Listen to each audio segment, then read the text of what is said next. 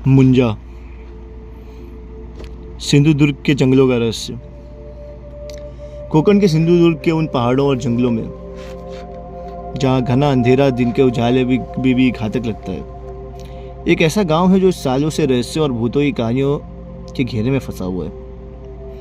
बताया जाता है कि वहाँ के जंगलों में एक विशाल पीपल का पेड़ है, जिसके डाली डाली पर एक लाल रंग का घिनौना मुंजा बंधा है। ये मुंजा सिर्फ रस्सी नहीं, बल्कि उस आत्मा की कैद है जिससे कभी भी चैन की सांस नहीं ली जा सकती। गांव के बुजुर्गों के हवाले से सुनिए कैसे मुंजा जंगल की हवाओं को सांप की तरह कुंडलित करता है, कैसे इसकी हर सरसराहट में एक धीमी डरावनी आवाज़ छुपी हुई है, और कैसे पेड़ के नीचे से गुजरते हुए इंसान का दिल तेज धड़कने लगता है और उसकी सांसें थमने लगती है।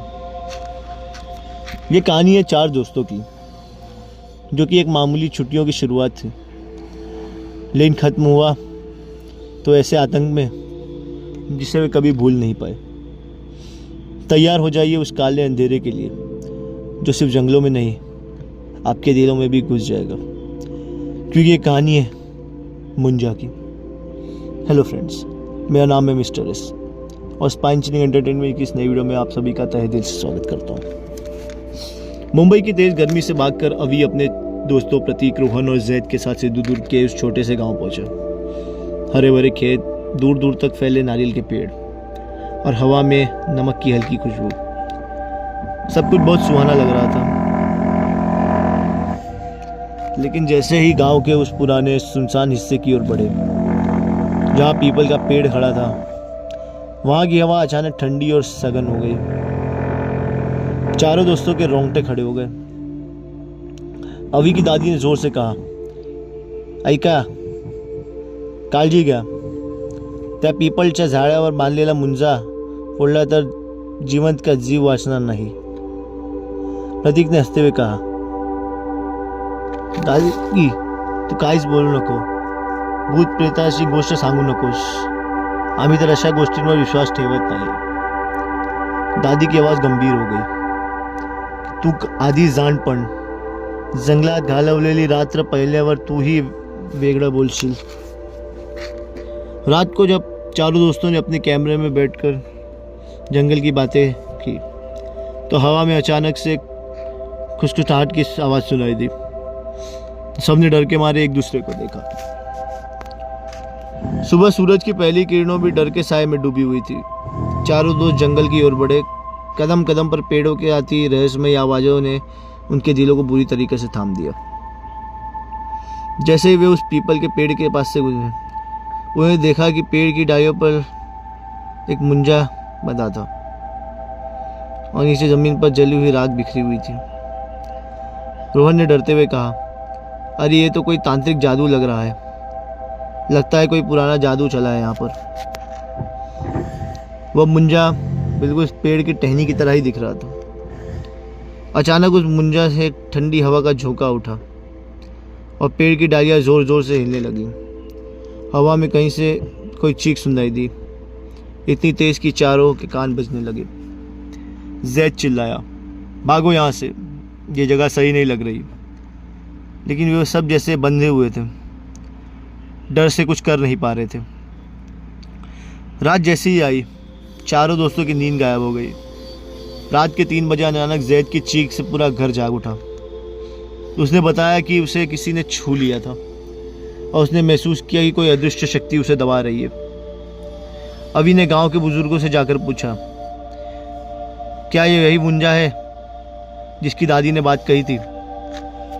बुजुर्ग ने गंभीर स्वर में कहा, होय, त्या मुंजाचे आत्म्याने तोडलेले बंधन पुन्हा मिळाले नाही तर तो प्रत्येकाच्या जीवावर वाईट परिणाम करतो। दोस्तों के दिल में डर घुस गया। वे समझ गए थे कि मुंजा सिर्फ एक एंटिटी नहीं, बल्कि किसी आत्मा की कैद है जो अब उनकी जान लेने आई है। डर के मारे चारों दोस्तों ने जंगल छोड़कर गांव के किनारे बने एक धनगर काका की चाय की दुकान पर गए। दुकान के चारों ओर हल्की धुंध छाई हुई थी। अवी ने कहा, काका आपसे कुछ पूछना है, ये मुंजा क्या है, हमें इससे कैसे बचना होगा? धनगर काका जिनकी आंखों में एक गहरा राज छुपा था, धीरे से बोले, मुंजा म्हणजे जादूने बांधलेली आत्मा आहे. त्याचा मार्गदर्शक मीच आहे. पण तो मुक्त करण्याचा किंवा पुन्हा कैद करण्याच्या आरामावस्थेची असते, जिथे तो पिपळाच्या झाडाखाली परत जायला हवा. हा मुंजा असा आहे, एक अतृप्त प्राणी, ज्याची मरण्याच्या वेळी इच्छा अपूर्ण होती. प्रतीकने भयभीत होकर पूछा, आई जर तो आत्मा सावरला तर आम्ही काय करू? काकांनी फुसफुसाते हुए कहा, मग स्ट्रगल करावं लागेल. जिवंत राहायचं असेल तर मन मजबूत ठेवायचं. रात का अंधेरा पूरा गांव ढक चुका था. चारों दोस्त कांपते हुए उस पीपल के पेड़ के नीचे खड़े थे. धनगर काका ने मंत्र पढ़ना शुरू किया. आसपास हवा तेजी से घूमने लगी. पेड़ की डाली टूटकर नीचे गिरने लगी. मुंजा की आत्मा धुआं बनकर उनके चारों तरफ घूमने लगी. उसकी चीखें जैसे जंगल को हिला रही थी. जैद डर के मारे ज़मीन पर गिर पड़ा. प्रतीक की आवाज़ कांप रही थी, काका आता है कि नहीं? अभी ने हिम्मत जुटाई और जोर से मंत्र दोहराया. धीरे धीरे आत्मा कमज़ोर होने लगी और एक भयंकर आवाज़ के साथ फिर से पेड़ में कैद हो गई. सुबह जब वे चाय की दुकान पर पहुँचे तो वो जगह खाली थी. गांव के लोगों से पता चला कि धनगर काका एक स्थान देव होते, जो 5 तत्वांमध्ये विलीन झाले आहे. त्यांचे रूप धरणे आणि लोकांना मदत करणे यासाठी ते कधी कधी प्रकट होतात. अवी ने मन ही मन कहा, यही तो वह रहस्य था जो हमें बचा दिया. मुंजा फिर से उस पेड़ में कैद है, लेकिन उसकी चीखें अब भी हवा में गूंजती है. कोई भी जिसने उसे तोड़ा या उस पेड़ को नुकसान पहुंचाने की कोशिश की, वो जानता है कि डर की सीमा क्या होती है. और जो इस जंगल से गुजरा है वो जानता है कि प्रकृति के काले साए में छुपा हुआ एक अनकहा डर जो कभी ख़त्म नहीं होता. धनगर काका का रहस्यमय गायब होना इस बात की गवाही देता है कि हमारे आसपास ऐसी शक्तियाँ आज भी हैं जिन्हें समझना और नियंत्रित करना नामुमकिन है. तो अगली बार जब आप सिंधुदुर्ग के जंगलों के पास से जाएं तो उस बड़े पीपल के पेड़ को नज़रअंदाज मत करना, क्योंकि वहाँ मुंजा बंधा है और जो आपकी राह देख रहा है.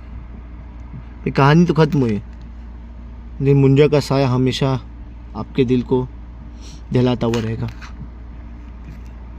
मिलते हैं आपसे अगली वीडियो में, तब तक के लिए गुड बाय.